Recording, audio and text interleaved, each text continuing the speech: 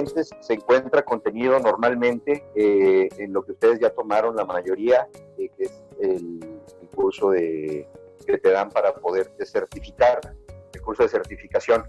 Nada más que pues nosotros lo vamos a ver a profundidad.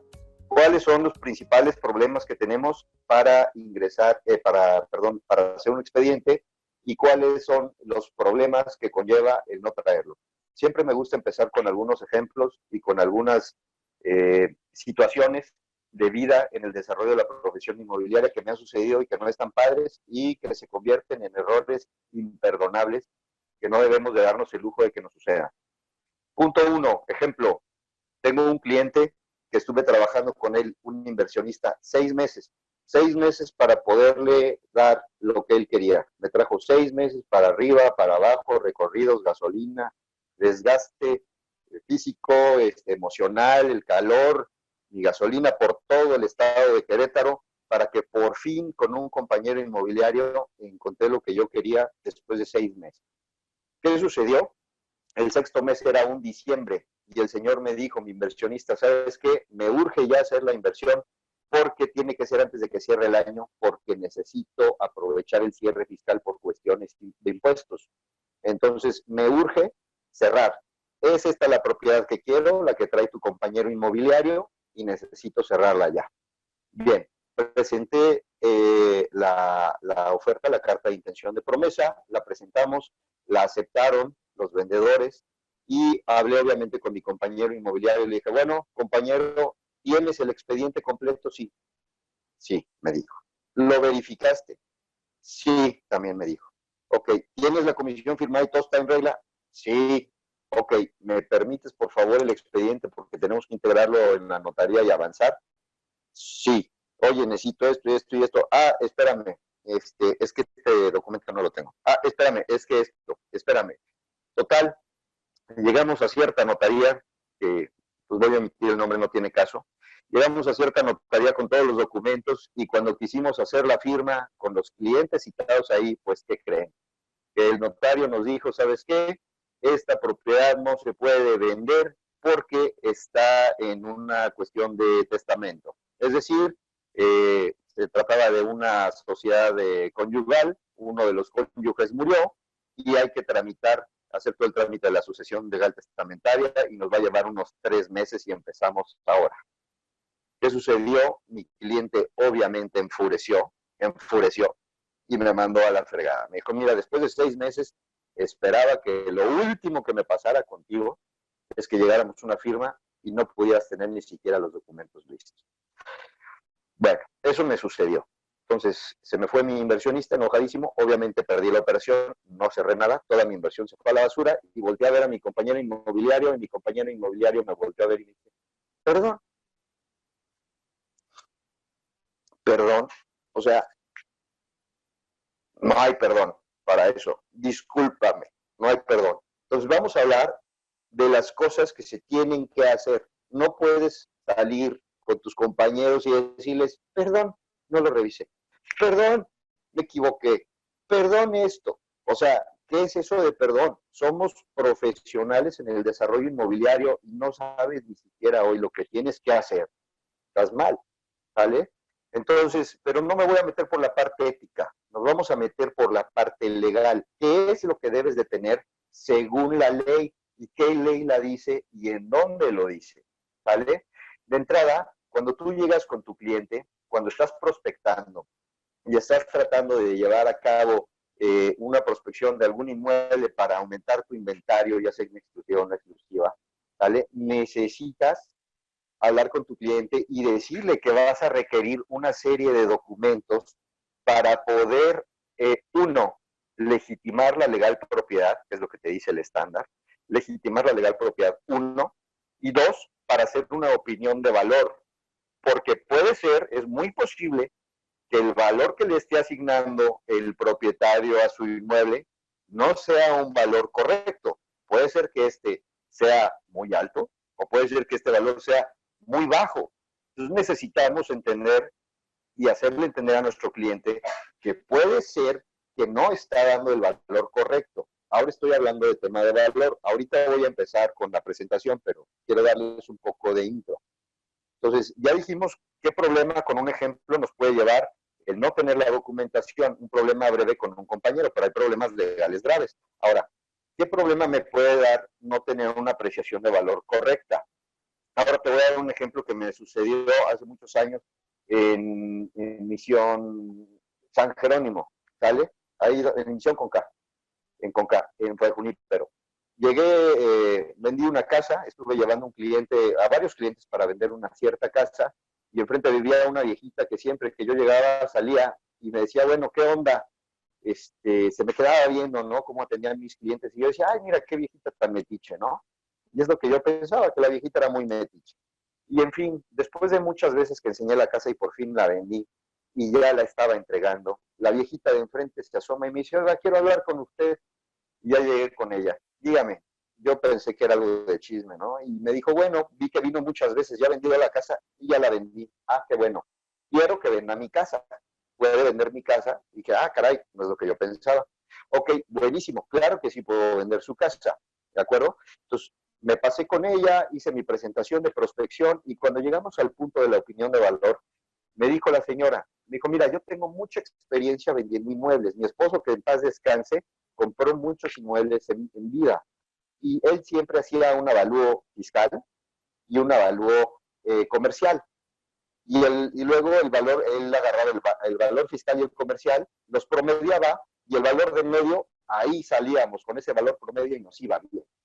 Yo le dije, bueno señora, en este caso, hablando específicamente de Misión Conca, increíblemente el valor, porque ella ya había hecho los avalúos para esto, y me enseñó unos avalúos ahí en la mano, me los puso y me dice, mira, mi avalúo fiscal increíblemente, la casa vale 3.100.000, te digo increíblemente porque el valor comercial bancario salió de 2.700.000, entonces yo creo que si mi casa la venden unos 2.900.000 estamos bien.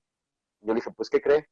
Que no, porque la casa de enfrente, que es más chica, se vendió más cara. Su casa se puede vender en 3.500.000, por lo cual le voy a comprobar que los valores de avalúo que usted hizo no sirven, no sirven de referencia, no son valores objetivos.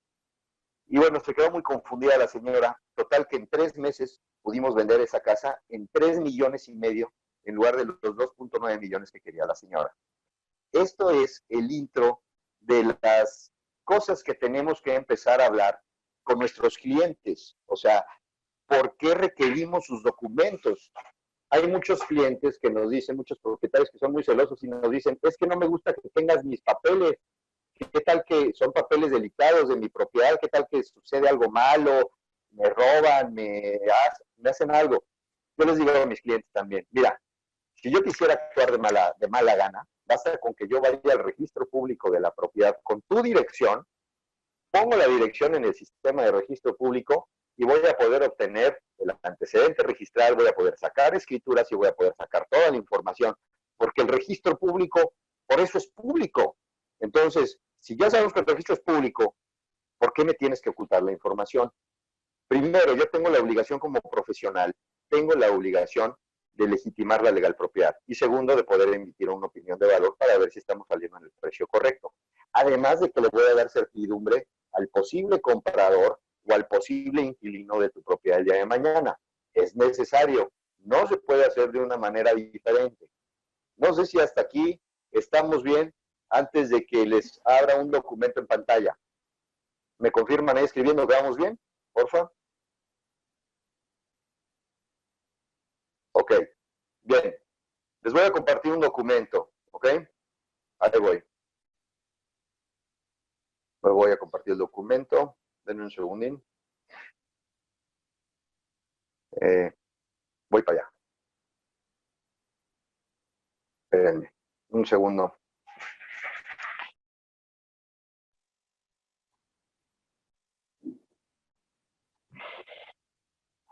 Voy a compartir el documento. Por favor, díganme cuando lo vean.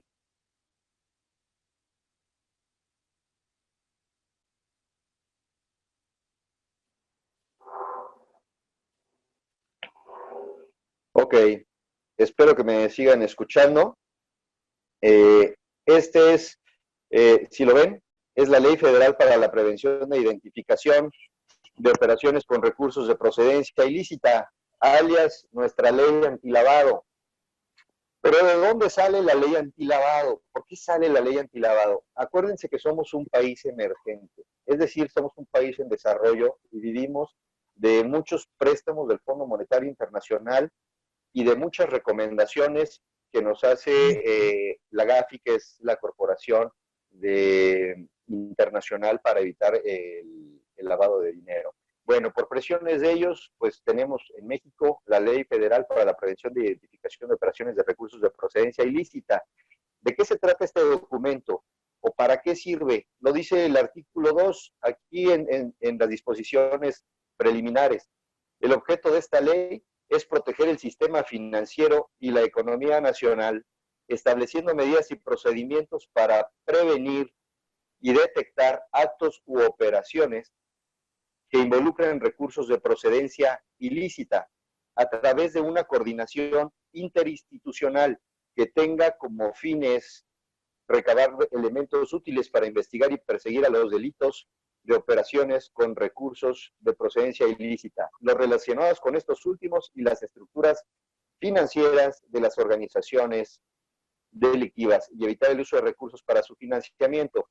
Conclusión, se trata de una ley que nos va a ayudar a detectar recursos en la entidad financiera, en los bancos, en todo este movimiento que hacemos del diario de dineros, nos va a ayudar a prevenir y detectar operaciones con recursos de procedencia ilícita, de entrada, ¿de acuerdo? Entonces, esta ley federal es para todos, ¿de acuerdo? Seas lo que seas. Vamos a ver si ahorita como asesores inmobiliarios nos corresponde o no nos corresponde, porque déjame decirte que hay una ley en Querétaro, que es la ley de los inmobiliarios y su reglamento de los inmobiliarios, y pues ahí las multitas, si haces algo mal, además de que está muy cañón que te multen, las multitas pues no pasarían de 4,000 pesos, una cosa así, si es la primera vez. Pero aquí, hablando de la ley federal para la presión de identificaciones de operaciones de procedencia ilícita, un error te puede llegar a costar hasta 14 billones y medio de pesos. Entonces yo creo que ahí, si llega la Fiscalía y el Ministerio Público a tu casa por ti o a tu trabajo, te sacan de su casa y te ponen en un resguardo, en una celda, y te dicen que si no pagas no sales, pues entonces yo creo que ahí ya lo vas a pensar 2 o 3 veces. Bien, en esta misma ley, quiero pasarlo despacio, nada más quiero llegar bueno, poco a poco. Miren, aquí en el artículo 3, para los efectos de esta ley se entenderá por actividades vulnerables todas las actividades que realicen las actividades financieras en el término del artículo 14 y a las que se refiere el artículo 17. Entonces, ¿cuáles son las actividades vulnerables? Esas de donde se puede lavar dinero. Bueno, todas las que se describan para las entidades financieras, vaya, para los bancos en el artículo 14, y todas las demás actividades que se refieran en el artículo 17 de esta ley. Es decir, se hizo un catálogo de actividades donde vamos a poder ver si nuestra actividad de bienes raíces como asesor implica una cuestión de actividad vulnerable, sí o no. Me voy a ir hasta este capítulo donde están las entidades financieras y las actividades vulnerables. ¿De acuerdo? Si ustedes se fijan, en el artículo 14 habla de las entidades financieras. Nosotros no somos una entidad financiera, entonces no vamos a apelar ese artículo no nos viene a nosotros, pero sí nos viene el artículo 17, si lo ven por ahí, dice, para los efectos de esta ley, se entenderán actividades vulnerables y por tanto objeto de identificación en términos del artículo siguiente, las que a continuación se enlistan. Entonces, aquí vean la importancia en esta redacción. Para efectos de esta ley, déjenme por ahí resaltarlo, para efectos de esta ley, se entenderán actividades vulnerables, ¿sale? Y por tanto, objeto de identificación, ahí está la clave, objeto de identificación. Si lo ven en el artículo 17, dice objeto de identificación. Te lo recalco así como el Gatel de quédate en casa. Ah, bueno, yo te voy a recalcar el objeto de identificación, ¿de acuerdo? Objeto de identificación. ¿Qué quiere decir objeto de identificación? Que se va a hacer un expediente.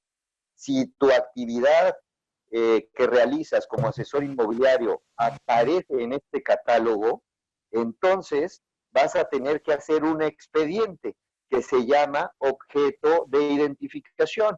Y entonces, en este artículo 17, nos empiezan a enlistar un montón de actividades diferentes, ¿de acuerdo?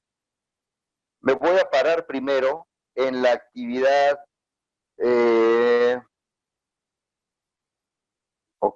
primero aquí, en la número 11. Dice, en la fracción 11 del 17, la prestación de servicios profesionales de manera independiente. ¿Le suena? Nosotros hacemos servicios profesionales de manera independiente, ¿ok? Sin que medie relación laboral con el cliente respectivo. ¿Qué quiere decir sin que medie relación laboral con el cliente respectivo? Si yo voy con un cliente y le digo, oye, te quiero vender tu casa, me va a decir sí, no le voy a decir, bueno, dame de alta en el seguro y dame Infonavit. A ver, espérame. Si no eres mi empleado, es una relación independiente sin que medie una relación laboral. Es eso. Entonces ahí caemos, ¿no? La prestación de servicios profesionales de manera independiente sin que medie una relación laboral con el cliente respectivo.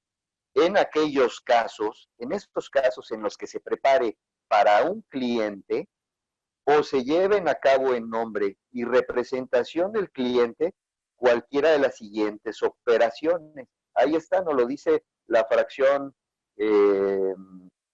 11, no sé si la están viendo, ahí está, ¿vale? Entonces, específicamente, ¿qué nos dice? A ver, vámonos con esas fracciones. Dice A, la compraventa de bienes inmuebles o la cesión de derechos sobre estos. Fíjate bien, si tú asesor eres de los que de repente te vale gorro y no comprendes el alcance de hacer un contrato de compraventa privado, déjame te comento que estás aventándote un alacrán a la espalda. Primero, los asesores no tenemos la autoridad para poder hacer una compraventa de inmuebles en contrato privado. Esto te lo dice el Código Civil en la sección de compraventa. Si tú buscas en el Código Civil sección de compraventa, ahorita voy a tratar de acordarme del artículo y se los paso también en la presentación, que dice que las compraventas solo las pueden hacer los corredores o fedatarios públicos. Entonces ya el Código Civil me dice que tú no puedes. ¿Por qué no puedes? Porque cuando tú haces una compraventa, en automático estás provocando el traslado de dominio. Cuando se firma el contrato privado, se tuvo que haber hecho un avalúo, se tuvo que haber hecho un avalúo proyectado o avalúo procedente o referido, y pagar los impuestos correspondientes, tanto de traslación de dominio como de ISR o IVAs en su caso, más los derechos de registro. Eso quiere decir que tú no estás en capacidad de hacerlo, ni siquiera tienes idea de cómo calcularlo, ni tienes la autoridad profesional o moral frente al Estado para hacer estas funciones. Entonces, tú no puedes celebrar un contrato privado de compraventa. Estarías metido en un grave aprieto. Pero bueno, si eres de los que aún así se anima, ahí caíste, mira, en el artículo 11, en la fracción A, es la compraventa de bienes inmuebles o la cesión de derechos sobre estos. ¿Qué es la cesión de derechos? Que tú te metas a lo mejor no hiciste un contrato de compraventa como de un inmueble normal que pertenece al registro público, pero a lo mejor hiciste una cesión de derechos sobre una propiedad ejidal y te pusiste a hacer ese tipo de contratos. Pues, ¿qué crees? Que también eso, que no debías de hacer tú, que también debe haber hecho un notario, pues también implica una actividad vulnerable. Y entonces te aventaste tú solo el alacrán a la espalda cuando podías hacer que no te correspondiera. Este documento que les estoy enseñando lo pueden descargar de internet, es la Ley Federal de Prevención de Operaciones Ilícitas en México en PDF. Así lo pones en Google y te va a bajar tal cual. Ahora, en este artículo, ¿qué es lo que yo te recomiendo para que no caigas en esa bronca? Pues hacer promesas, ¿no? No hacer compraventas como tal, pero hacer promesas. Ahora, las promesas y las compraventas no van a ser el tema en este momento, sino la integración de expedientes. Pero bueno, ya vemos que la compraventa de inmuebles o la cesión de derechos, si tú los llegas a hacer que no debieras hacerlo, te van a recaer como una actividad vulnerable. Y luego está en el inciso B, dice la administración y manejo de recursos o valores o cualquier otro activo de sus clientes. Es decir, si yo soy de las inmobiliarias que administra casas, administra locales y cobro por eso el 10% o lo que sea, pues, ¿qué crees? Que es una actividad vulnerable. Y entonces debieras de tener aquello que dijimos que se llama objeto de identificación. Objeto de identificación, ¿ok? Entonces, ¿por qué? Porque estás administrando y estás manejando recursos que son activos de algún cliente diferente a ti, que no es tuyo, vaya. Luego tenemos el inciso C, manejo de cuentas bancarias, que pues eso no nos corresponde, no nos toca, y otras cositas que ahí tampoco nos tocan. Básicamente lo que nos pudiera llegar a tocar es el inciso A y B en esta fracción. Ojo, si tú eres un asesor suficientemente inteligente, no vas a hacer contratos de compraventa privado, vas a hacer contratos de promesa. Y como el contrato de promesa es diferente y no tiene nada que ver con un contrato de compraventa, es un contrato preparatorio, entonces no caerías en esta fracción y por lo tanto no sería una actividad vulnerable. Ojo, entonces, si administras inmuebles, sí caes como actividad vulnerable, ¿de acuerdo? Eh, Manitas arriba, hasta ahí vamos bien. ¿Va a seguir avanzando, por favor? Vientos.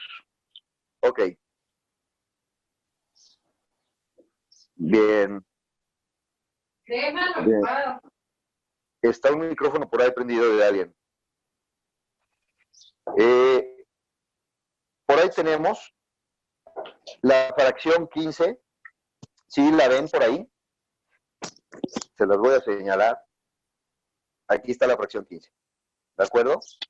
Sigo en el mismo artículo 17, en el catálogo.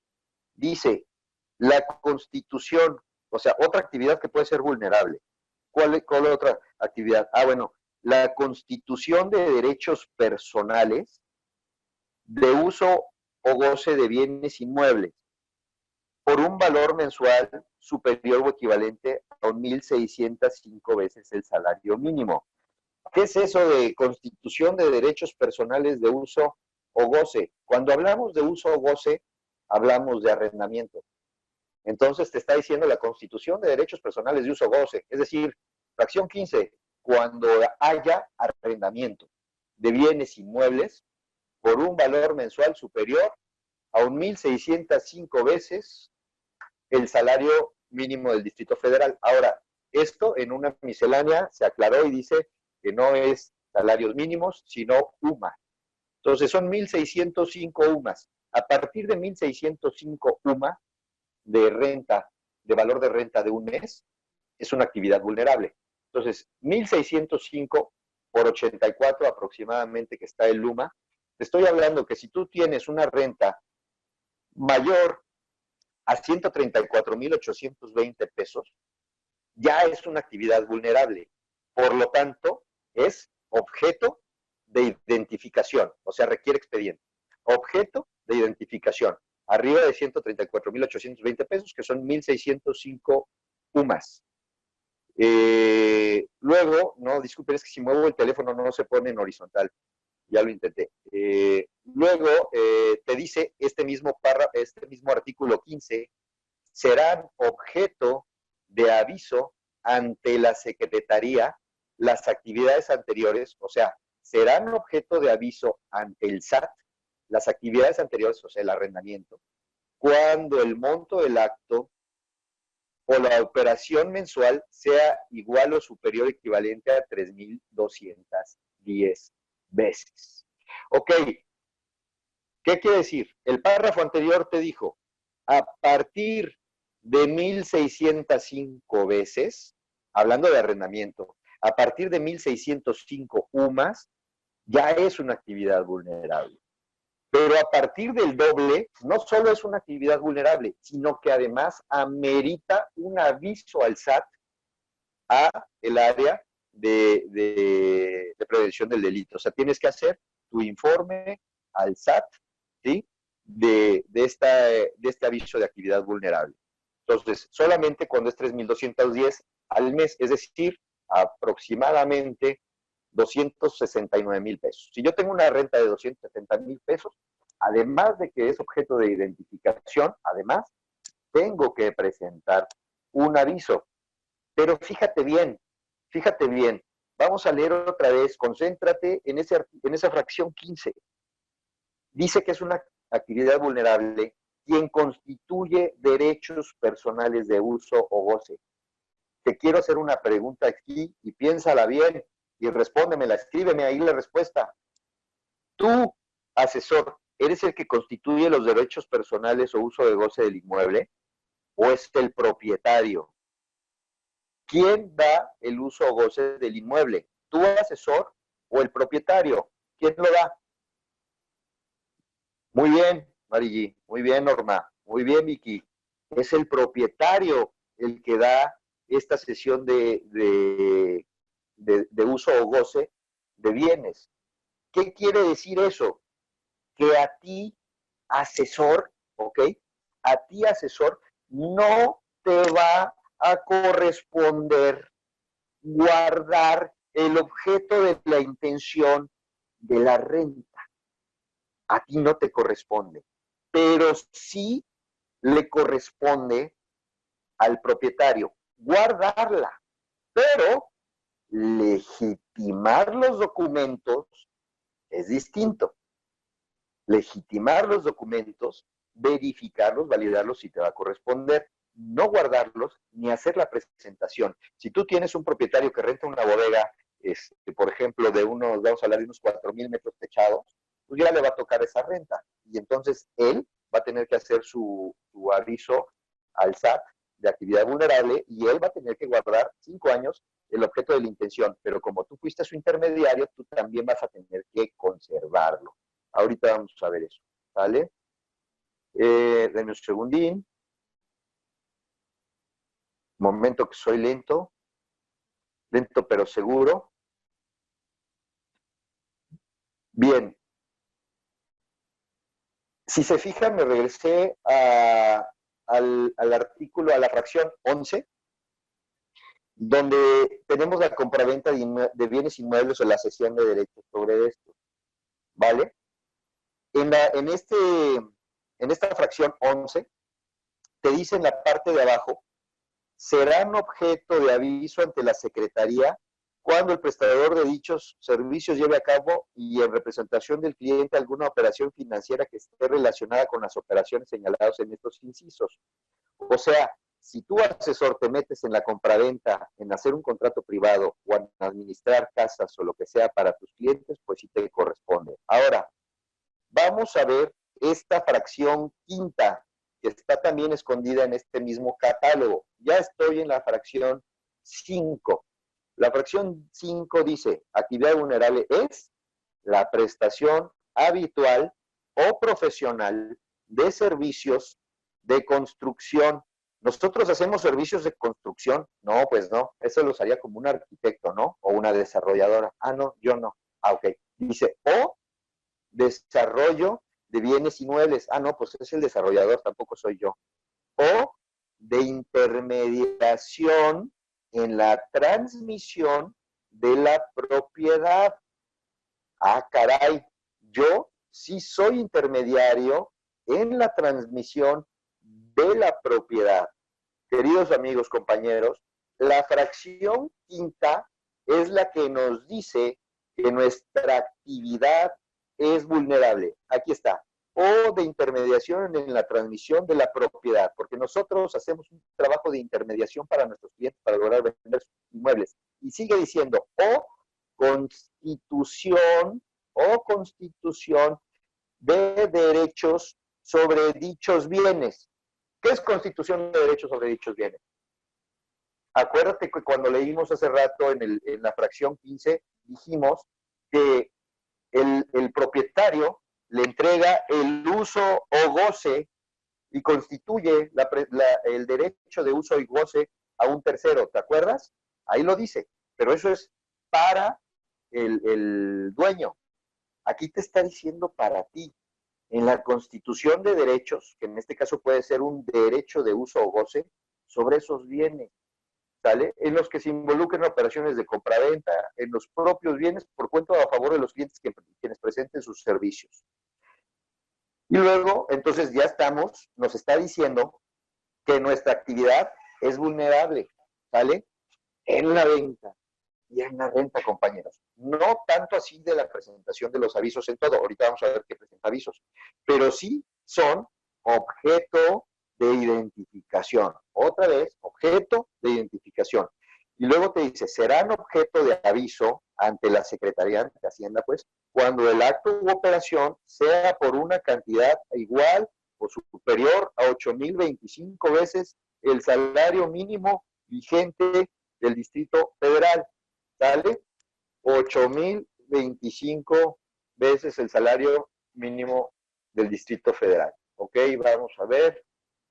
Estamos hablando que también está en UMAS esto, estamos hablando de 674,000 pesos aproximadamente. Entonces, cuando tú tengas 8,025 veces, cada año, el UMAS se va actualizando, este año, cuando tengas una propiedad en compraventa arriba de 674,000 pesos y tú la vendiste, tú ayudaste a ser intermediario. No hiciste el contrato de compraventa, hiciste la promesa, ¿sí? Pues tienes que presentar el aviso, ¿de acuerdo? Ahora, te doy un ejemplo. Para que quedemos un poco más claro, me voy a regresar a ese 11. Te dice en la fracción 11, ¿ok? Me regresé a la 11. La prestación de servicios, otra vez, cuando hagas un contrato de compraventa privado, ¿sí?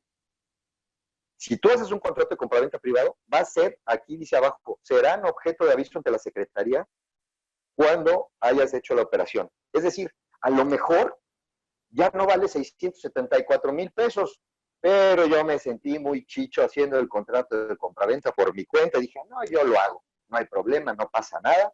Y yo lo hice y a lo mejor era un departamento de 400,000 pesos, a lo mejor, ¿sale? ¿Y qué te gusta? Que lo tuvieras ese departamento de 400,000 pesos al 5%, te ganaste 20,000 pesos. Esa fue tu comisión. Ah, bueno, como tú hiciste el contrato de compraventa, caíste como prestador de servicios profesionales sin relación laboral con el dueño, ahí está en la fracción 11, y luego caíste en el inciso A porque hiciste el contrato de compraventa privado. Pues ya no te habla de un mínimo de operación, te dice que por el hecho de haber hecho el contrato privado, tienes que presentar el aviso. Ah, y te ganaste 20,000 pesos. Ah, pero pues a ti se te hizo fácil y no presentaste nada.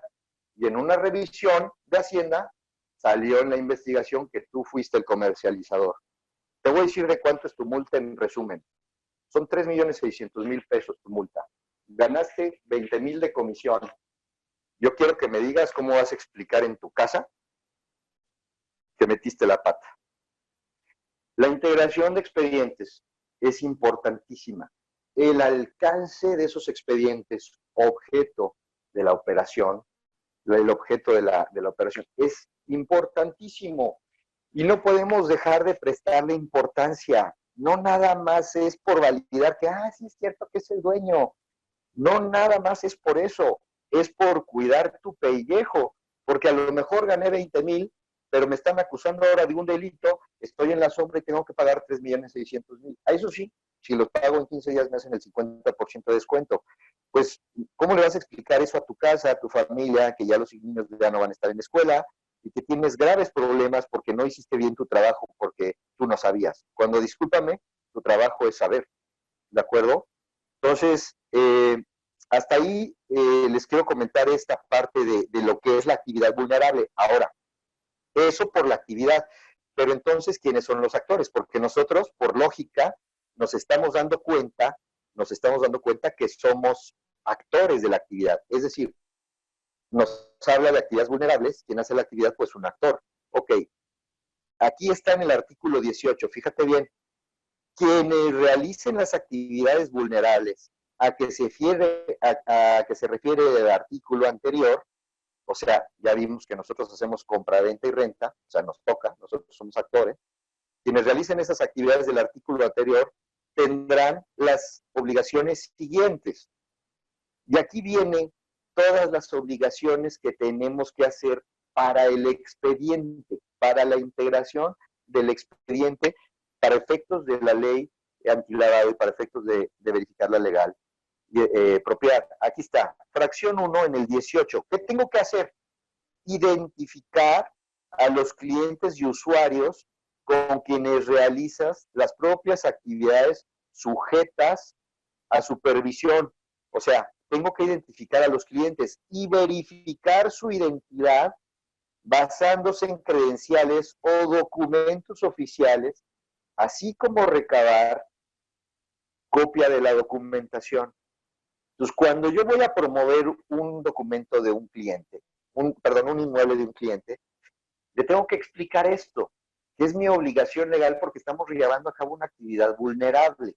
Si el cliente todavía así me dice que no me va a dar documentos, pues amigos, si ustedes tendrán que manejar sus objeciones y ustedes ya sabrán las técnicas de manejo de objeciones, pero si aún así el cliente se niega a darles estos documentos, pues lo que tienen que hacer es darle las gracias al cliente y dejarlo ir, porque no puedes arriesgarte con las multas matonas que nos da esta ley. Entonces, uno, identificar a los clientes y tienes que verificar su identidad. O sea, le tienes que pedir su identificación oficial, ya sea IFE o pasaporte o forma migratoria, si es extranjero, lo que sea.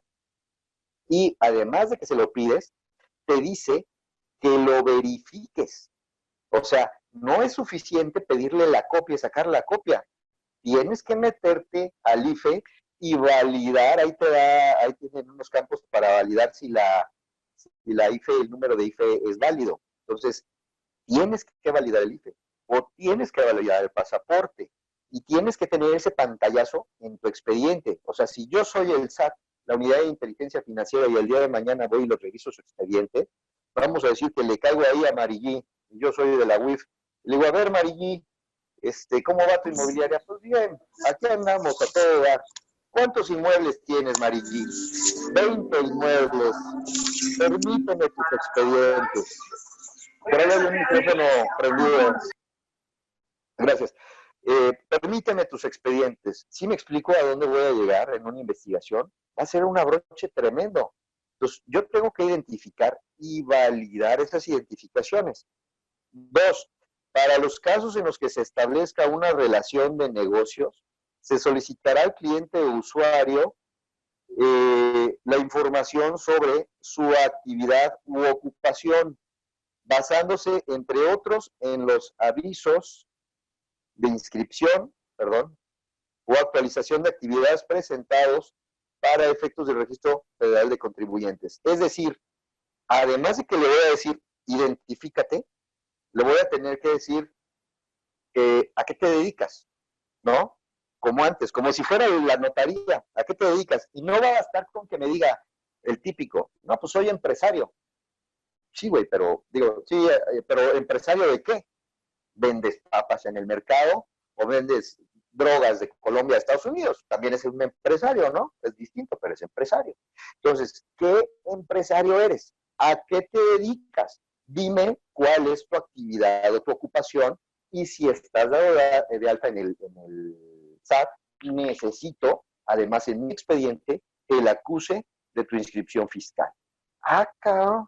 Yo no sabía que se requiere eso, pues se requiere. Ahí lo tienes en la fracción 2. ¿Eh? 3. Solicitar al cliente o usuario que participe en las actividades vulnerables información acerca de si tiene conocimiento de la existencia del dueño beneficiario y en su caso exhiban documentación oficial si te permite identificarlos y obrar en su poder. En caso contrario, declara que no cuenta con ella.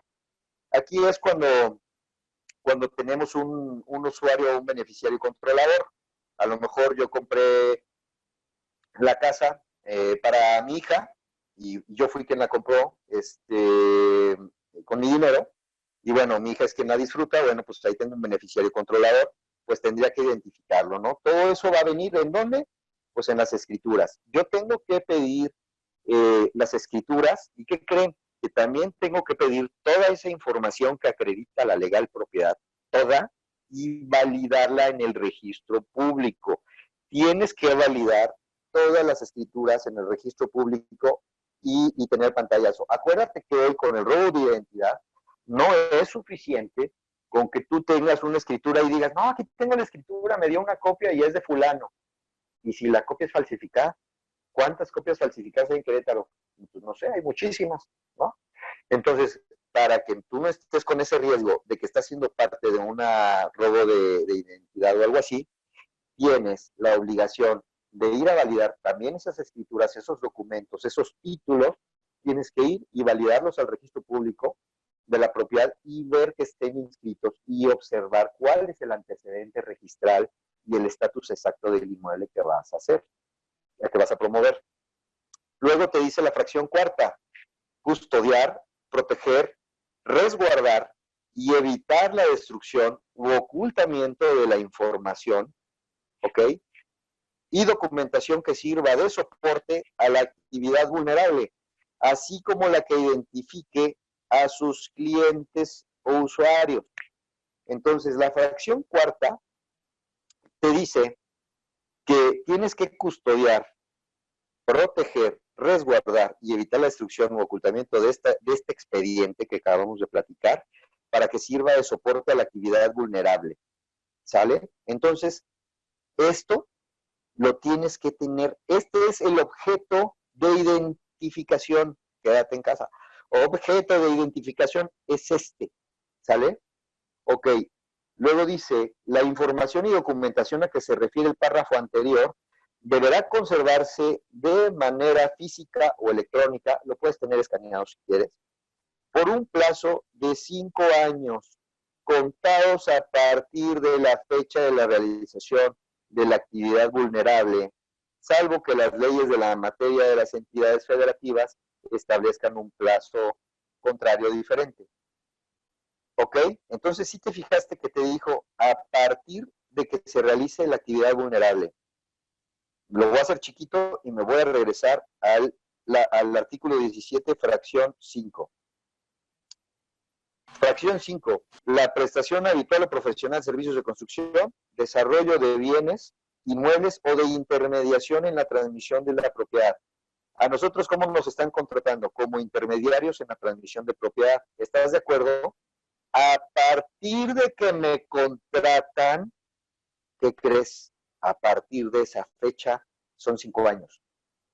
Entonces, supongo que todos los compañeros tienen su contrato o su convenio de prospección, porque ese documento es el que dice la vigencia de esta intermediación. No sé si me explico. Entonces, es necesario tener este documento.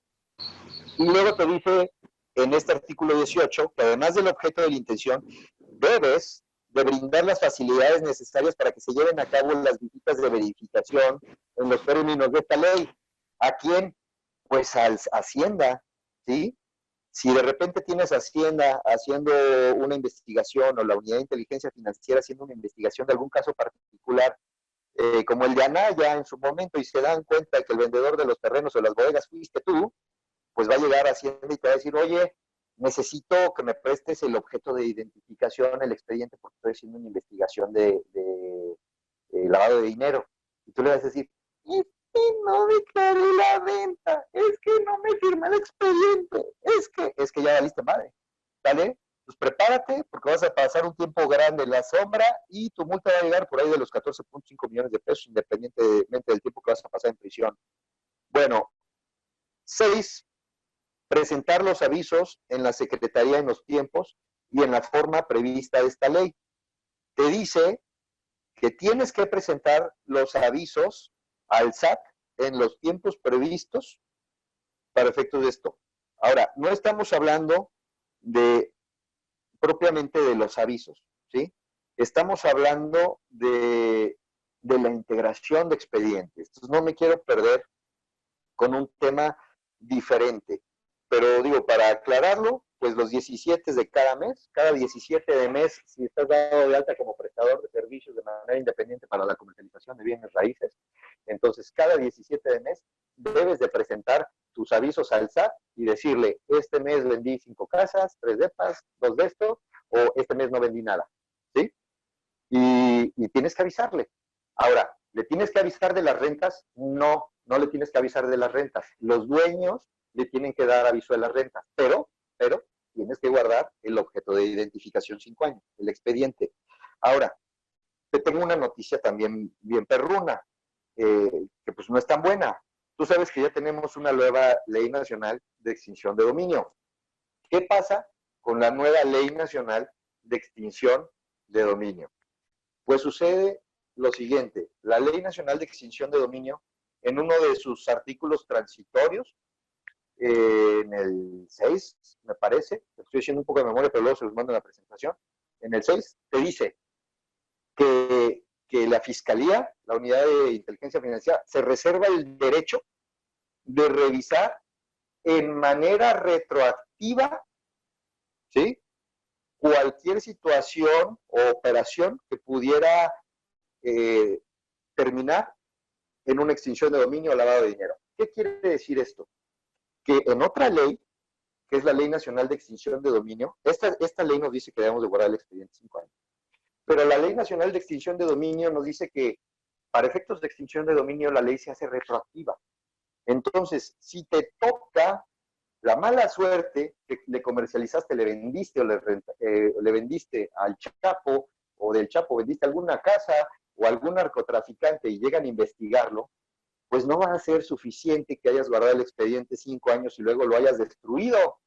Porque, ¿qué crees? Que para efectos de extinción de dominio no hay caducidad. Yo sé que esto es algo que va en contra de la Constitución, en los primeros artículos donde ninguna ley puede ser de efecto retroactivo, agrede directamente una ley constitucional, pero por lo pronto, en lo que se terminen de acomodar las leyes y todas estas discrepancias y diferencias que traen, pues estamos llenos de diferencias y llenos de broncas, ¿de acuerdo? Entonces, ¿qué está sucediendo? Pues tenemos las leyes complicadísimas y de entrada tenemos que legitimar la legal propiedad de todos los bienes inmuebles de nuestros clientes. Y no solo eso, tenemos que tener el convenio firmado, porque ahí dice, ahí donde lo pudiste leer, dice que es a partir de la fecha en la que iniciaste la intermediación, ¿de acuerdo? Entonces, ¿cuál es la fecha de referencia? Pues el contrato. Tengo que tener un convenio, tengo que tener un contrato, tengo que tener las identificaciones de los dueños, haberlas validado, tengo que tener un documento donde dice que las validé en internet, online o donde tú quieras, tengo que tener los documentos del inmueble que estoy comercializando, tengo que haberlo validado, tengo que tener esa hoja de validación, tengo que tener la ocupación, a qué se ocupa el dueño de la casa que estoy vendiendo, cuál es su ocupación, si está dado de alta o no, y si está dado de alta necesito su cédula fiscal. Todo eso tengo que tener para poder promover su inmueble. Eso desde el punto de vista, uno, de la legítima y legal propiedad. Aquí voy a hacer una pausa para responder dudas. Me quedo en manos de los moderadores, por favor. Hola Arturo, mira, solamente aquí tengo como una opinión también en una pregunta. Dice Lilian Herrera, entiendo bien lo del beneficiario controlador, pero en algunos notarios, siendo quien da el dinero es familiar en línea directa, padre o hijo, ellos no lo toman como beneficiario controlador. ¿Qué opinión tienes? Sí, es correcto lo que está diciendo Lilian. Vamos a tener en línea recta, efectivamente, no hay problema, inclusive cuando vienen en algunas verticales y en algunos horizontales. Un ejemplo de cómo puede haber un beneficiario controlador puede ser que pues, yo tengo no sé, te gusta, a mi amante, ¿no? Y le compro su casa y le digo, pues Armantita, aquí vas a estar en la casa esta y yo la pagué, pero tú la disfrutas. ahí tienes un beneficiario controlador, por ejemplo, o se la compro a alguien que no es directamente, digo, me puse un ejemplo así muy burdo, pero puedo comprarla igual para otro giro, para otra cosa, inclusive para un negocio en donde yo estoy aportando el inmueble. Muy bien. Tenemos otra pregunta de parte de María.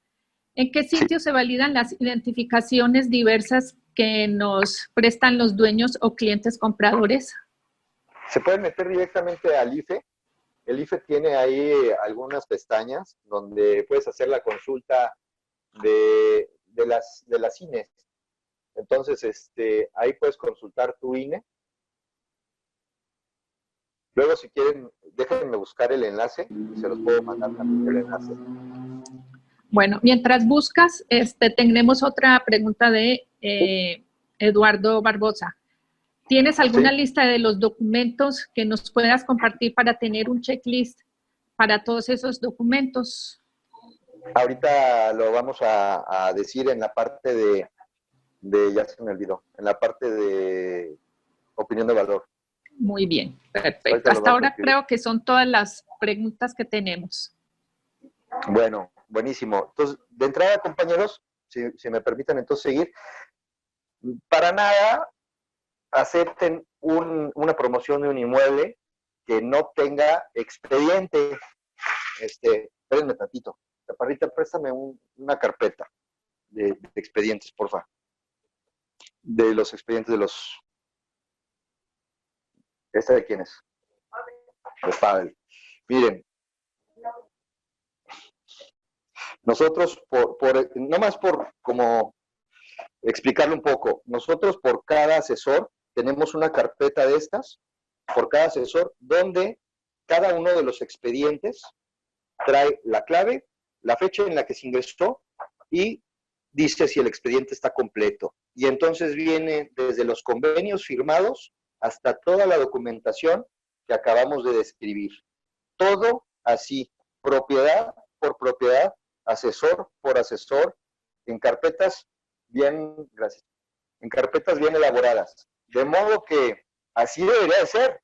Todas las inmobiliarias, cuando trabajamos con otras inmobiliarias, debiéramos de estar en la misma, de yo poder brindarte la confianza de que estás trabajando con un asesor o con un inmobiliario que está, mira, al 100, al 100%. Entonces, pues es muy bueno tener esta parte del expediente físico integrado. Ahora vamos a ver qué es otro punto que se le maneja al cliente. Bueno, otra de las cosas que se le platican al cliente es que necesitamos ese expediente para poder elaborar una opinión de valor, ¿vale? ¿De acuerdo? Espérame, si el expediente se guarda 5 años, híjole, no vi la pregunta. Bueno, si quieren esas preguntas las retomamos al final, se me fue muy rápido la pantalla, no sé cómo verlas, pero les voy a compartir otra pantalla otra vez. Déjenme, no soy muy bueno en el... Aquí voy. Espérenme un segundo. Pantalla. Les voy a compartir mi pantalla, porque no lo sé hacer de otra manera. Ustedes disculpen. Un segundo.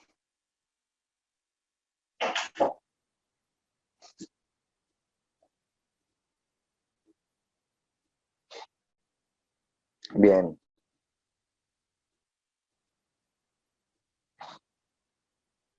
Denme un segundín. Ok. Bien. Espero que vayan viendo lo mismo que yo. ¿Sale? Cuando estamos hablando de los documentos con nuestro cliente, le tenemos que decir, por un lado, ya les expliqué en este primer módulo, que es una obligación legal validar con el registro público de la propiedad, la legítima propiedad, o con el registro agrario nacional, porque puede ser que no esté en el registro público de la propiedad, que esté en el registro agrario, y que se requiere también la documentación del inmueble para poder emitir una opinión de valor. Para eso tenemos que entender algunas cosas, como el régimen de propiedad. Para eso que decía nuestro compañero de qué checklist le voy a pedir, qué le voy a pedir al compa este. Bueno, a ver, ¿qué documentos le vamos a pedir? Fíjate bien, primero tenemos que hablar del régimen de la persona, ¿sí? ¿De qué persona se trata? ¿Estoy tratando con una persona física o estoy tratando con una asociación de personas o una persona moral? Normalmente nosotros cometemos el error que solamente pensamos en una persona física o persona moral. Y ya decimos, es persona física o es persona moral, pero no necesariamente. Puede ser un conjunto de personas físicas. Y un conjunto de personas físicas no es necesariamente una persona moral. Es decir, yo puedo comprar una casa y ponerle a nombre de mi esposa y de mis hijos. Somos cuatro personas físicas asociadas. No voy a ir a hacer un acta constitutiva para hacer el acta constitutiva de la familia Hernández Busil. Entonces, o sea, ¿qué onda, no? No hay un acta constitutiva, no somos una persona moral, somos una asociación de personas físicas. En los inmuebles es muy típico. Entonces, tenemos que entender que cuando hablamos de la identificación del régimen de persona, debemos de entender si se trata de una persona física o de una asociación de personas o de una persona moral, ¿de acuerdo? En el caso de una persona física, amigos, para el checklist, para que lo puedas ir anotando, tenemos que saber si es soltero o casado, si está en sociedad conyugal o en separación de bienes, ¿no? De entrada. Si es una persona moral, pues acta constitutiva, su poder notarial, su identificación oficial, su cédula fiscal. Y además de esto, no olviden que tenemos que solicitar la ocupación, ¿sale? En el caso de persona física o asociación de personas, la ocupación de cada una de estas personas físicas.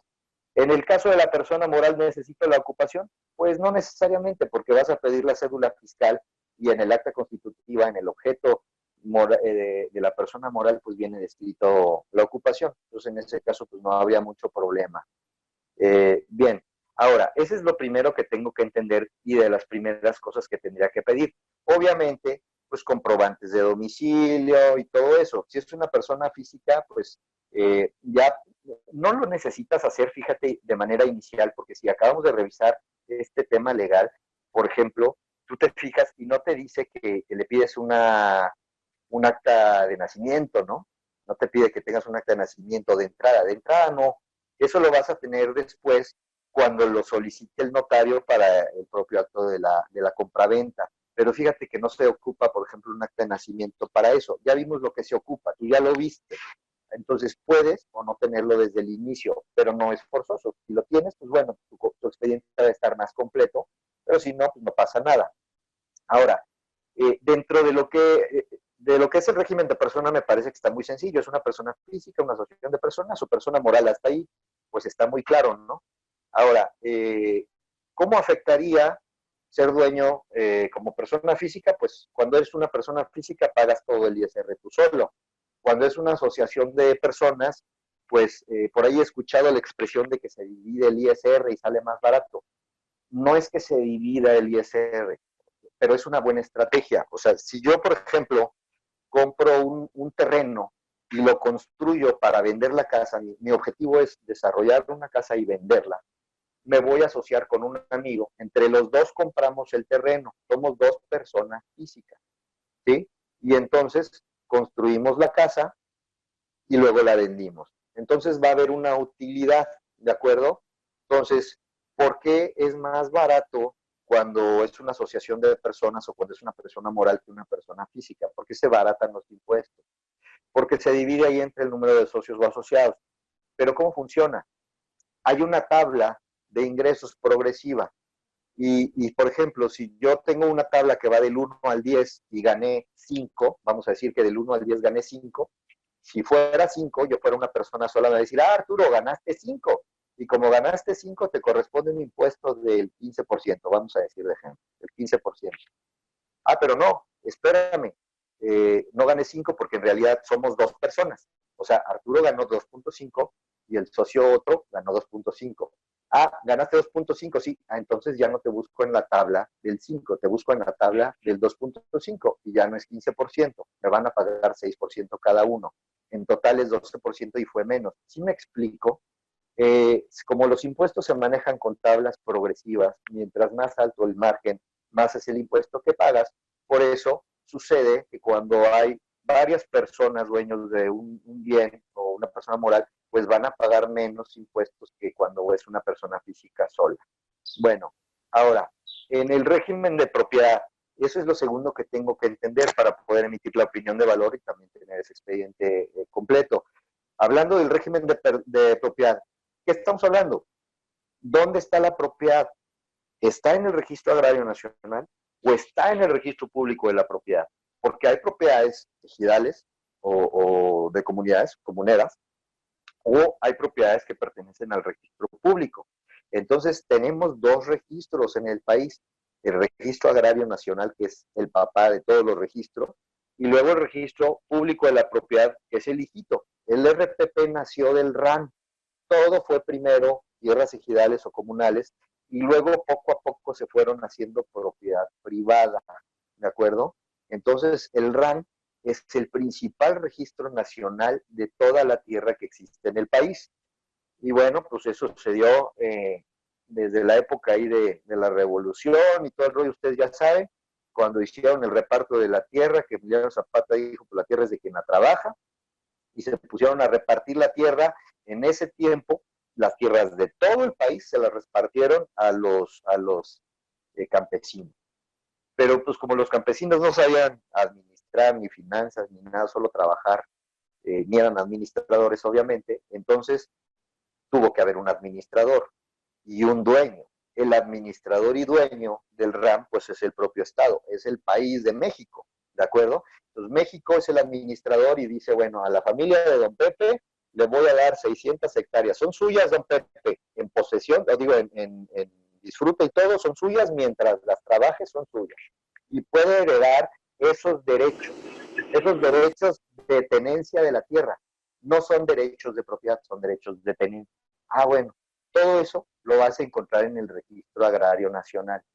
Cuando la propiedad ejidal o comunal a través del tiempo llega a certificado parcelario con derechos posesorios, se considera en ese momento propiedad privada. Y como se considera ya propiedad privada, lo que sigue es que el campesino solicite un título de propiedad. Un título de propiedad que habrá de ingresarse en el registro público de la propiedad. Todos los títulos de propiedad deben de estar ingresados en el registro público de la propiedad, sellados y con toda su documentación en el registro público porque ya es propiedad privada. Todos los demás documentos los puedes encontrar en el registro agrario nacional. Y es muy importante porque si tú te dedicas a tierras ejidales o a tierras privadas, tienes que hacer la verificación. Entonces, porque te lo dice la ley, tienes que verificar la legal propiedad y saber qué se puede vender. Sobre todo en el caso del Registro Agrario Nacional, es un tema pues, mucho más específico, saber qué lo puedes vender y que puedes llevar a cabo esas operaciones. De modo que, para efectos del RAN, pues tendrías que, si vas a vender algo del Registro Agrario Nacional, tendrás que ir a Moisés Solana, aquí en Querétaro, Moisés Solana 22, donde esté el Registro Agrario Nacional, e investigar en ese registro, que también es público, tendrás que investigar la legal propiedad de la tenencia de esas parcelas que quieres vender y cuál sería el procedimiento para hacerlo. ¿De acuerdo? Si se puede hacer, tienes que ir a consultar el cómo y legitimar esa documentación. Y en el caso del RPP, pues ya sabes que el RPP está en Madero 72, ahí vas y verificas y validas la información. De modo que, según las propiedades que estés promoviendo, van a ser los documentos que vas a pedir. Ahora ahí en la pregunta que hacía alguien por ahí de qué documentos le pido, pues puede variar. Si es un terreno con construcción en el registro público de la propiedad, por ejemplo, pero la persona primero adquirió el terreno y luego la construyó y luego la va a vender, bueno, pues entonces va a haber mucha más documentación que vamos a pedir ahí, porque la escritura pública solo hace mención del terreno. El testimonio solamente me habla del terreno, pero no figura la construcción. Y como no figura la construcción, en ese caso, pues voy a tener que solicitar certificado de número oficial, deslinde de la propiedad, planos arquitectónicos, licencia de construcción, terminación de obra, pues todo eso, ¿vale? En ese caso, si la casa ya estaba construida o el local o la bodega ya estaban construidos, pues la escritura lo va a reflejar y la escritura nos va a decir la verdad. Ahora, no sé si hasta ahí vamos bien, si se entiende un poquito de lo del régimen de propiedad, ¿vale? Por aquí tengo algunas preguntas, Arturo, no sé Sí, si me las puedas responder. ¿Sí? sí, sí. Bueno, permíteme. Con respecto al tema anterior, dice, en caso de las construcciones, ¿qué documentos se requieren? Eso ya lo Es la que estamos acabamos de viendo. responder. Ajá. Ujú. Si el expediente se guarda 5 años cuando es propiedad, cuando es una propiedad, es objeto de extinción, ¿cuánto tiempo se guardaría? También lo explicaste, es No, tiempo no sé, indefinido. es que ese es el problema con la extinción de dominio, Ujú. que es por tiempo indefinido, lo cual es inconstitucional y eso es una estupidez. Ahora, también en uno de los artículos transitorios de esta misma ley de extinción de dominio, nada más por abrir un paréntesis, dice que en este agosto, digo, tenemos lo del COVID encima, ¿no? Pero el plan original es que en agosto se va a realizar una encuesta pública, ya sabemos que a nuestro presidente le encantan este tipo de encuestas, para que todos, las personas, los ciudadanos, nos acerquemos a esta encuesta pública y le digamos que no nos gusta la extinción de dominio para que lo reforme. Y bueno, pues yo creo que todos vamos a llegar a decirle, oye, pues no chingues, como que imprescriptible, oye, no chingues, como que, o sea, porque la ley de extinción de dominio viola tres principios básicos, ¿no? Uno es el de en que es retroactivo, ¿no? Y al hacerlo retroactivo lo haces imprescriptible. Ese es uno de los principios. Viola también la presunción de inocencia, y no me acuerdo qué otro, ¿no? Pero ese ya es otro tema. El chiste es que mientras no esté aclarado y reformado la nueva Ley Nacional de Extinción de Dominio, que se va a reformar este año, cuenten con ello porque lo dice la propia ley en el transitorio, mientras no se termine de reformar y de ajustar, pues ahorita dice que es sin, o sea, no caduca. Pueden pasar 20 años y ya decirnos, oye, yo me acuerdo que tú vendiste un expediente ya hace 20 años, no, ya tengo 80, pero puede suceder. Entonces, ahorita la recomendación es que independientemente de la ley antilavado que te dice 5 años, guarde sus expedientes digitales pues de manera muy prudente y de manera muy protegida en un lugar confiable por si llegas a necesitarlo. Muy bien. Otra pregunta de Carmen Vázquez. Si la venta la hace un familiar con poder, ¿se tiene que guardar todos los documentos del familiar y del dueño? Sí, correcto, es correcto. Tienes que guardar los documentos de los dos y también pónganse muy abusados porque a veces cuando es un poder, como los poderes, aunque diga irrevocable, la verdad es que los poderes son revocables, sobre todo si venden con un crédito hipotecario, dependiendo del banco, les van a pedir que el poder no tenga más de 1 o 2 años de que se realizó, si va a ser con un crédito hipotecario. Entonces también les quiero que tomen en cuenta ese factor si piensan vender con hipoteca. Bueno, Nayeli pregunta, ¿serán suficientes expedientes digitales después de los 5 años? Sí, Su- sí, Ujú. de hecho yo la verdad es que los tengo físicos y al año, o sea, yo los guardo físicos, es mi caso, es solamente una estrategia, te las comparto. Los guardo físico, todo lo del, por ejemplo, todo lo del 2019 fue físico y en diciembre, o sea, ya cuando se acabó el año, los primeros días de enero, digitalizamos todo y se Muy bien. destruyó esa documentación. Sí. Bueno, pregunta Blanca Reyes, ¿también la ocupación la tienen que validar de alguna forma? No, la ocupación de que están ahí viviendo, no, eso es la propiedad lo que validamos. Perfecto. Bueno, hasta ahora son todas las preguntas, Arturo. Puedes continuar. Gracias. Bueno, entonces les decía, habría que ver para la opinión de valor y seguir platicando con nuestro cliente, ver el tipo de persona, si es persona física, asociación de personas, persona moral, eh, y si su propiedad, nos ubiquemos bien si se encuentra en el registro agrario nacional o en el registro público de la propiedad. Ahora, tenemos que hablar con nuestro cliente de los tipos de evaluación, porque también tenemos que decirle que aquí la opinión de valor de nosotros, del asesor, pues es mucho más importante, muy importante, tan importante como el avalúo fiscal o comercial. Entonces, tenemos que aprender a explicarle a nuestro cliente cuáles son las diferencias. Entonces, para efectos del tipo de evaluación fiscal, ¿sí? Este es utilizado para el cálculo del predial y el ISR por adquisición basado en un valor estimado de la zona promedio. Si ustedes se fijan, cada vez que hacen una compraventa, siempre la notaría avienta un avalúo fiscal. Y luego yo veo que nosotros andamos patinando y nunca le entendemos a los impuestos, si el impuesto es para el que compra, si el impuesto es para el que vende, si es un desastre, ¿no? Entonces, aquí se los aclaro, en esta ficha se los pongo. Este avalúo fiscal únicamente es para el cálculo, en el caso de una compraventa, es únicamente para el cálculo del ISR por adquisición. No se utiliza el avalúo fiscal para el cálculo de ISR por enajenación, únicamente para el ISR por adquisición. Los motivos, la explicación es muy amplia y nos llevaremos demasiado tiempo, no los puedo decir ahorita, pero básicamente que sepan que el avalúo fiscal sirve para el cálculo del ISR por adquisición, nada más.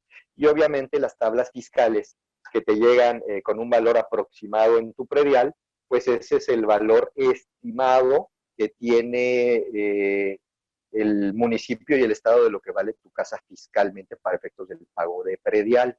Por eso es que luego, cuando a lo mejor tu predial dice que la casa vale 1.800.000 y cuando la vas a vender va a un valuador y salió que vale 1.900.000. Y tú le dices, oye, ¿por qué si mi predial decía 1.800.000? Bueno, ese era un valor estimado de la zona, pero ya que le estás vendiendo y vine a tu casa, vi que los acabados en comparación de la zona, tú le metiste 100,000 pesos mejores acabados que el resto de la zona y por eso sube, ¿sale? Y entonces, oye, pero eso me va a afectar, a ti no que vendes, al que compra, al ISR por adquisición, ¿sale? Entonces, de modo que la evaluación fiscal puede ser un valor de referencia para mí, para decir, ¿mi propiedad vale eso? No, no es un valor de referencia para eso. A veces el valor fiscal, la mayoría de las veces es que sale más bajo y pocas veces sale más alto que inclusive el valor bancario o comercial. ¿De qué depende? De la estimación que le dio el municipio y el estado a la zona. Básicamente eso depende. El desarrollo urbano es el encargado de hacer el desarrollo de todas estas tablas, luego se las pasan a Hacendaria local y hacen esta estimación de cuánto valen las zonas. No, pues aquí se está desarrollando el Fray Junípero, aquí se está desarrollando la vista residencial, todavía no hay nada, apenas están los cortes de los lotes, pues yo estimo que cada lote va a valer fiscalmente como tanto y que las casas cuando se construyan en 10 años van a valer como tanto el metro cuadrado. Son valores estimados de zona, no son objetivos. Y además, al ser un valor estimado de zona, no es el estudio específico de un inmueble. A lo mejor yo compré en una zona de Infonavit, pero construí con superacabados de lujo y obviamente esa casa vale más. O al revés, vivo en una zona muy pipiris nice, como yo he visto muchas casas en Campanario, pero muchas, que los terrenos pues, son muy apreciados y de repente ves una construcción con acabados de oficina económica, ¿no? Entonces, pues a veces no hay una correspondencia. Por eso es que el tipo de evaluación fiscal no es objetiva y no lo podemos tomar ni como base ni como referente para una opinión de valor.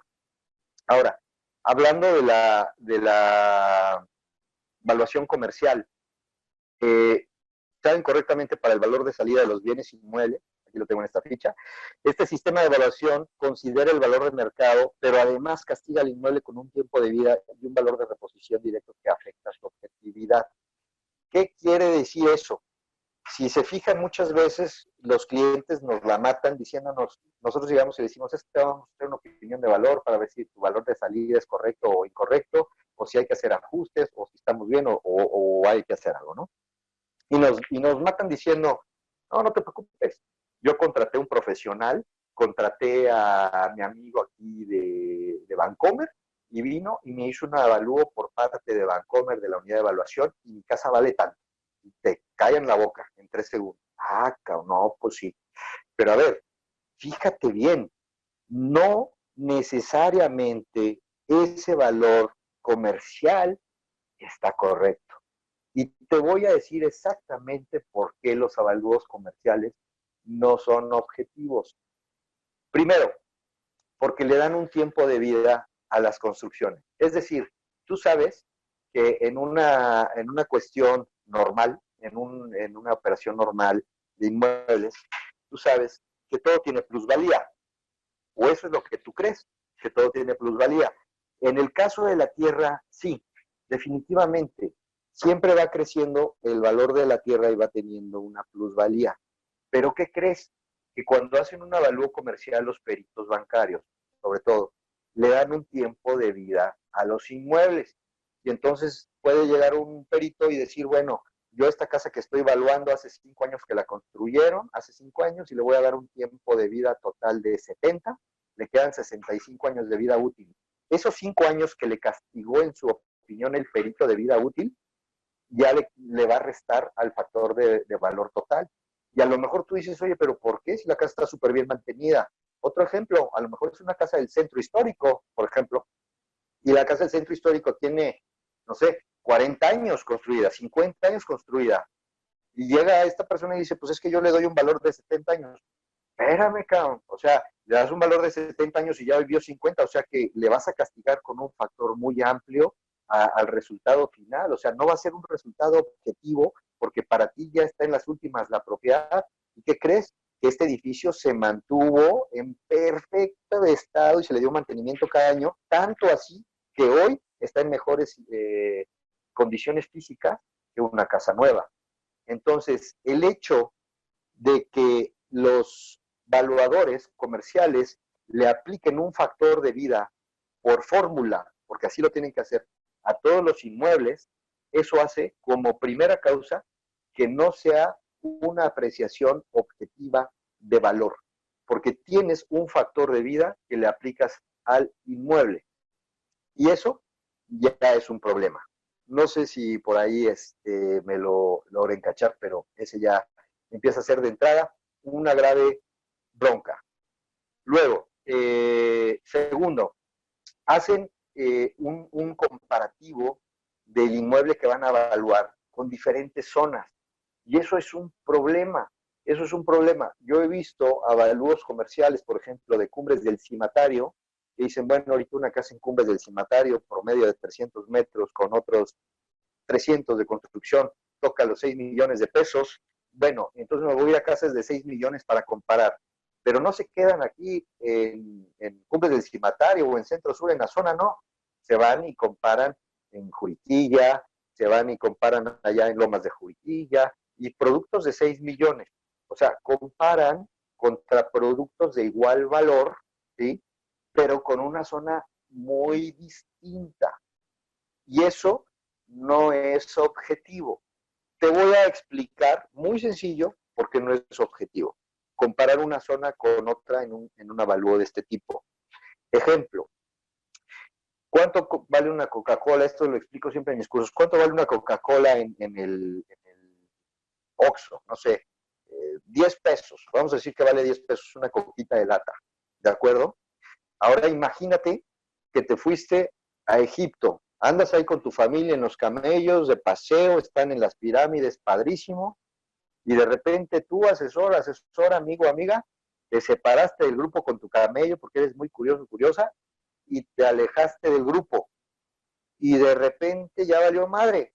Ya el camello jaló para donde quiso, ya no se ven las pirámides, y tu camellito, regresa y el camellito sigue caminando hacia la nada. Y pasan 2, 3 días y se te escapa el camello, estás solo o sola en el desierto y no sabes qué hacer. Estás muerto de hambre, con frío en la noche, del día te mueres de sed, bueno, ya sientes que te vas a morir. Y ahí de repente, al día siguiente, caminando por la mañana, ya sientes que te vas a morir, en medio de la nada, un Oxxo. ¿Por qué no, no? Siempre hay Oxxos en todos lados, ¿por qué no uno en el desierto del Sahara? Llegas y hay un Oxxo en el desierto. ¿Y qué crees? Que está lleno de refrigeradores con cerveza y con Coca-Colas y con todo lo que tú quieras, helados, fríos para ti. Y te metes al Oxxo y te tomas tu coca. Llegas y abres el refri y te la tomas de un trancazo. Y llegas a la caja. ¿Cuánto es de la coca? Son 10,000 pesos. Oye, espérate, pues si la coca vale 10 pesos. Vale 10 pesos en tu ciudad. Aquí en el desierto vale 10,000 pesos. Porque son las últimas del desierto, ¿sí me explico? Es lo mismo. No es objetivo el que comparen zonas tan alejadas unas de otras para tratar de tener un comparativo de valor, nuestros queridos amigos valuadores. Te voy a dar de ejemplo también que aquí en Centro Sur, en los claustros, ¿cómo es posible que un metro cuadrado de tierra se esté vendiendo sobre 11,500, 12,000, hasta 13,000 pesos un metro cuadrado en un claustro? Bueno, ni en Campanario valen en el campo de golf eso. ¿Sí me explicó? Entonces, ¿cómo es posible? Pues ¿cómo es posible? Por la oferta y la demanda de esa zona. Los claustros son tan pequeños que tienen mucha demanda, pero hay tan poquito que entonces el precio se encarece. Y no es lo mismo que yo te venda Coca-Colas en Alaska, ¿verdad? Seguro que ahí no te venderé tantas, o paletas heladas, ¿verdad? No te voy a vender tantas. ¿Por qué? Pues porque pues no es lo que busca la gente. Entonces, uno de los detalles también graves que traen los avalúos de los peritos es que comparan zonas muy distintas. Tratan de comparar producto igual, pero con zona muy distinta una de otra. Y nosotros sabemos perfectamente que todas las zonas del mercado de Querétaro son muy distintas unas con otras y tienen un valor muy distinto unas con otras. No las puedes comparar así. Entonces, esa es otra de las cosas que te puedo decir que este sistema comercial pues no es objetivo, ¿de acuerdo? Entonces, la minusvalía que le dan a las construcciones, que es lo contrario de la plusvalía, y por otro lado esto. Un último factor que hace que no sean objetivos estas evaluaciones es el valor de reposición. ¿Qué es el valor de reposición? Ahora vamos a olvidarnos de la coca del desierto, vamos a concentrarnos en un desarrollo de Infonavit de lotes comerciales. Imagínate un condominio de 30 lotes comerciales de Infonavit, de 80 metros cada lote. Y cada familia llega y se compra su lotecito. Pero no falta el rico de la colonia. Y el rico de la colonia llega y dice, no, yo no quiero uno de 80, yo quiero 4, yo quiero 320 metros y los voy a juntar y voy a hacer mi casota ahí porque me gusta que me vean que soy el rico. Y como le gusta que lo vean que es el rico, pues no se fue a construir a donde hay otros como él de 300 metros, porque va a pasar como por un cuate cualquiera. No. Se escogió una colonia más de bajo valor para ser el rico de la colonia. ¿Qué sucedió? Que sí, efectivamente, compró sus 4 lotes de 80 metros, 320 metros, y se aventó una casa de 380 metros de construcción, cuando sus vecinos tienen casitas de 70 metros de construcción. Pero él de 380. ¿Sí? Y sí, le costó a este señor 5 millones de pesos hacer su casa. 5 millones de pesos. Pero las casas de al lado valen 800, 900 mil pesos. ¿Sí? En el valor de reposición, si yo llegara con un bat y tirara, pudiera tener la fuerza para tirar, no me falta mucho, ¿no? Si tuviera la fuerza para tirar todo el edificio y lo tiro hasta la última piedra, hasta el último ladrillo, efectivamente, el costo de reposición, o sea, volver a construir la casa edificio con las mismas características y acabados, efectivamente me va a costar 5 millones de pesos. Pero ahora yo te pregunto a ti, asesor, eso va a decir el avalúo comercial, que el avalúo de reposición dice 5 millones. Yo te pregunto, una persona que tiene 5 millones de pesos para invertir en una casa, quiere vecinos de 700 a 900 mil pesos, ¿te van a pagar 5 millones de pesos por esa casa? Por supuesto que no te los van a pagar nunca. Entonces tienes 3 situaciones que afectan la objetividad de un avalúo bancario. 1, darle minusvalía a las construcciones a través de etiquetarles un tiempo de vida. 2, haciendo un comparativo de mercado con zonas que no le compiten a la propiedad, sino producto. 3, con un valor de reposición, que por ser un valor de reposición pierde la objetividad del cálculo. Estos 3 factores afectan todo el cálculo. Y es por eso que te puedo decir con precisión que no es un valor objetivo. Y no te lo digo yo, platica con directores de evaluación, no con algunos valores, con los directores de evaluación estos términos y te van a corresponder en lo que te estoy diciendo. Hay en Google, hay enlaces de personas de bancos calificados explicando de las unidades de evaluación estas desventajas de por qué no es objetivo un valor comercial.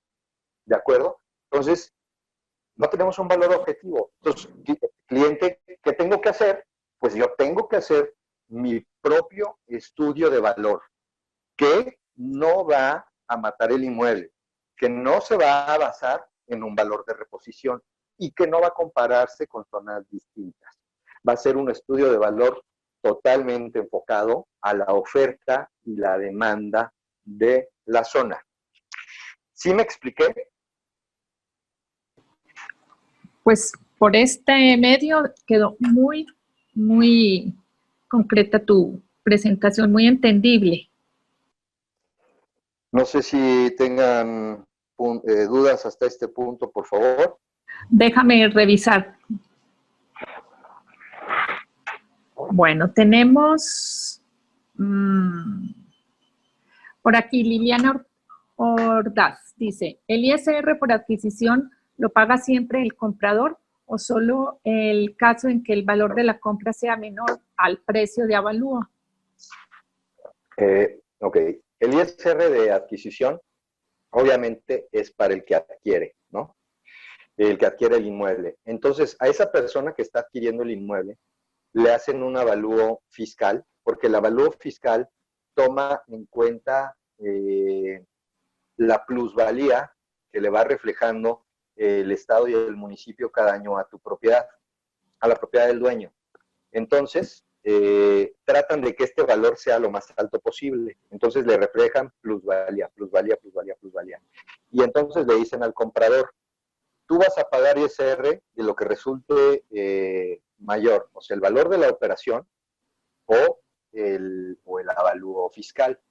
Y, por ejemplo, si yo tengo un caso en que estoy comprando la casa en 800,000 pesos. Vamos a decir que estoy pagando. Así vendí justo una casa hace un mes a un buen amigo. Vendí una casa en Bolaño en 600,000 pesos, pero la casa valía en el avalúo fiscal 1,200,000. Sí, o sea, sí se explica que fue una ganga, ¿no? Entonces, el avalúo fiscal dice 1,200,000. Entonces, Hacienda dice, bueno, costó 1,200,000 y tú estás pagando 600,000 por eso. Quiere decir que tienes 600,000 pesos de utilidad y como estás excediendo el 10%, me tienes que pagar el 20% directo del ISR por adquisición. Eso quiere decir, porque tenemos que tener muy claro que es muy diferente el cálculo de ISR de adquisición, que sí toma el avalúo fiscal para cálculo, a diferencia del ISR de enajenación. El que vende, la persona que vende, el dueño de la propiedad, que pone en venta su terreno, el avalúo fiscal que hacen no es para el cálculo del ISR de él. A él no le están tomando en cuenta la plusvalía del inmueble. Ojalá no se lo hacen así para cobrarle más. Entonces, ¿qué hacen? Le toman en cuenta el valor de cuando compró el inmueble. Vamos a decir que yo compré en Cumbres de Cimatario un terreno en 300,000 pesos hace 10 años. Me toman en cuenta el valor de cuando compré el inmueble, ¿ok? Hace 10 años. Y vamos a suponer, te voy a hacer una calculadora. ¿Qué te gusta? Que tengamos un promedio de actualización, de inflación de 4% al año. Vamos a decir que 0.04 por 10 años, estamos hablando de un 40% de actualización. Esos 300,000 pesos me los actualizan, no más, estamos, sí, 10 años, me actualizan un 40%. Entonces, si yo hace 10 años compré mi terreno en 300,000, me lo actualizan nada más a mí que voy a vender en base al INPC. Y en base al INPC mi terreno vale 420,000. Pero fíjate qué canijos son. Me dicen, pues es que tu terreno para efectos tuyos de ISR de enajenación vale 420,000, pero tú lo estás vendiendo en 1,600,000. Entonces, como vendedor, tienes muchísima utilidad. Y tú dices, pero ¿por qué sale tan caro? ¿Por qué me están haciendo ese cálculo? Porque para efectos del que vende, no están considerando la plusvalía. El valor fiscal que dice el predial y el valor fiscal del predial y el valor del avalúo fiscal incluye, además del INPC anual, la plusvalía que te da el crecimiento de la zona. Es por eso. Pues por eso les comento muy específico. El ISR de adquisición se calcula únicamente, el ISR de adquisición, con el valor de avalúo fiscal o el valor de operación. Y lo que le convenga más al gobierno, obviamente, para que pagues más. Y en el caso del que vende, no se toma en cuenta este documento, sino el valor de cuando compró al día de hoy, actualizado al día de hoy. Ok, otra pregunta. ¿Es la misma obligación y las mismas consecuencias legales para cada una de las dos inmobiliarias? habiendo sabiendo quién obtuvo la propiedad y por otro lado, quién llevó al cliente comprador. Yo supongo que esta pregunta tiene que ver con la extinción de dominio. Sí, con el lavado de dinero y las presentaciones Exacto. de los avisos. Es excelente pregunta, qué bueno que la hicieron y muy buena oportunidad de aclararlo, porque también aquí hay muchos errores y mucha confusión. La inmobiliaria que prospecta, fíjate bien, la inmobiliaria que prospecta, a la que le firmaron el convenio de promoción, de venta de renta, la inmobiliaria que prospecta y que tiene el expediente original, esa es el intermediario de actividad vulnerable para efectos de la ley antilavado. Esa inmobiliaria que prospectó es la que tiene la obligación de guardar el objeto y de intención de la actividad vulnerable, y es la que tiene la obligación de presentar el aviso en su caso. Entonces, solo ellos, no es error, tremendo, que dicen, es que, por ejemplo, Grupo Red, yo conseguí la propiedad y luego llegó Solución Patrimonial o Marillí, llegó y me dice, bueno, yo soy la otra inmobiliaria y te lo traigo a ti, y también hay otro inmobiliario y ya somos como 20, y entonces los 20 presentamos información. No. Es únicamente la persona que fue contratada, número uno, para hacer el acto de intermediación directo con el dueño. En este caso, nada más yo. ¿Me explico? Solamente yo, opcionador, soy el que tiene que guardar el objeto de la inspección, el expediente, y presentar el aviso. Es decir, fíjate bien, Marillí, en este ejemplo que te di, Marillí viene y vende una propiedad con Grupo Red. Ella tiene la obligación de guardar el expediente 5 años, no, porque no es actor vulnerable. Ella no fue la intermediario, ella no fue la que promovió. Yo fui el que promovió, y a través de mi promoción ella llegó con su cliente. Entonces, es mi obligación. Ella no presenta nada, ella solamente tiene que cobrar lo que corresponde, darme su factura y pagar su impuesto sobre la renta por servicios profesionales.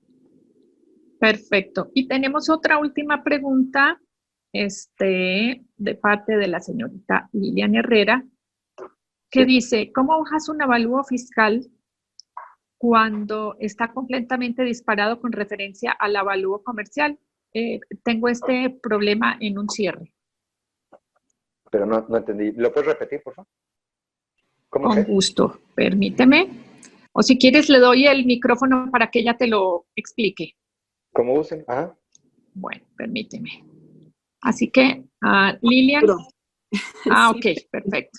Mira, tenemos un caso específico en el que el avalúo fiscal está absolutamente disparado al avalúo comercial. Ya se hicieron ambos avalúos. Nada más de que entre uno y otro, que la propiedad no es tan cara, hay 400,000 pesos, 450,000 pesos de diferencia. Es muchísimo. Obviamente está generando un impuesto de adquisición. No lo he podido mandar a revisión porque está cerrado ahorita todo, pero hasta donde sé nada más te pueden bajar son rubros, ¿no? Y te pueden bajar uno. ¿Es correcto? Sí, es poco. Sí se puede ajustar, pero te lo van a ajustar poquito, porque los peritos valuadores, sus firmas están registradas en catastro, ¿no? Y tienen como un permiso para hacer ese tipo de capacidades y de firmas. Sí le puedes pedir que ajuste el valor y sí va a acceder a ajustártelo en algún porcentaje, pero no se puede pasar demasiado del porcentaje, porque si lo llegan a revisar a este perito, a su conclusión de valor, en este caso el avalúo fiscal, y resulta que se pasó de lanza bajando de más el inmueble, puede perder su firma y pues no se va a arriesgar él por el impuesto de un tercero, ¿no? Entonces, sí te lo pueden ajustar, pero un poquito. Ahora, puede haber planeación fiscal, ¿no? Es un poco diferente, pero puede haber un poco de planeación fiscal para el que compra, porque pudiera hacerse una planeación fiscal en donde lo que está comprando independientemente de la tierra es un proyecto constructivo. Entonces, a lo mejor una cosa es que yo te diga que te vendo la tierra en 1,000,000 y otra cosa es que te diga te estoy vendiendo la tierra en 1,000,000 y el proyecto de construcción en 300,000 pesos. Y entonces ya me estás pagando 1,300,000 por el proyecto constructivo y 1,000,000 por el otro. Y eso hace que el ISR pueda tener una repercusión distinta. Pero ya se trata de manera muy particular y se tienen que hacer planeaciones fiscales específicas. Gracias, Arturo. Fíjate que ya estamos en planeación. Mi pregunta aquí fue el por qué está tan disparado. Fueron 2 evaluadores diferentes, pero es increíble que el avalúo fiscal haya salido tan absolutamente despegado, ¿no? Hay muchas zonas en Querétaro que están así, sobre todo la franja del Fray Junípero, tiene unos valores, no sé si tu caso está en esa zona, pero los valores del Fray Junípero están altísimos porque los proyectos que se tienen de la mejora de infraestructura que se hizo en la zona, junto con los anillos proyectados y los nuevos libramientos que están proyectados para un futuro, se toman en cuenta para el valor referido del inmueble que están vendiendo. Y eso hace que se dispare muchísimo la zona por la infraestructura actual y la proyectada. Perfecto, mi señor Arturo. Entonces, no sé si ya tienes, das por terminada la presentación. ¿Tienes algún otro comentario? Si no tienen ya ninguna duda, yo lo que les recomiendo es que en serio, o sea, no permitan que en su inmobiliaria se tengan propiedades sin expediente. Católicamente tienen que concientizar poco a poco a sus asesores y ustedes mismos y no compartir ni un solo inmueble que no tenga expediente. El día de mañana, Dios no quiera, llegamos a tener algún problema. Yo les hablé de un problema como la ley antilavado, la extinción de dominio, pero pueden darse muchísimos tipos de problemas. Problemas con los mismos compañeros, problemas de no pago, problemas. ¿Qué haces cuando te saltó el cliente y no te pagó la comisión? Y sí vendió el inmueble. Se puede cobrar la comisión.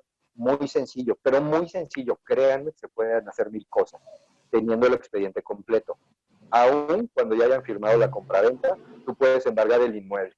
Entonces, que vendieron. Entonces, se pueden hacer muchas cosas. El expediente es básico.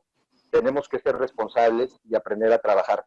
El expediente es la base para legitimar la legal propiedad y hacer la opinión de valor para que nuestro negocio funcione. Si no tienes expediente, no tienes nada. Es todo. Muchas gracias.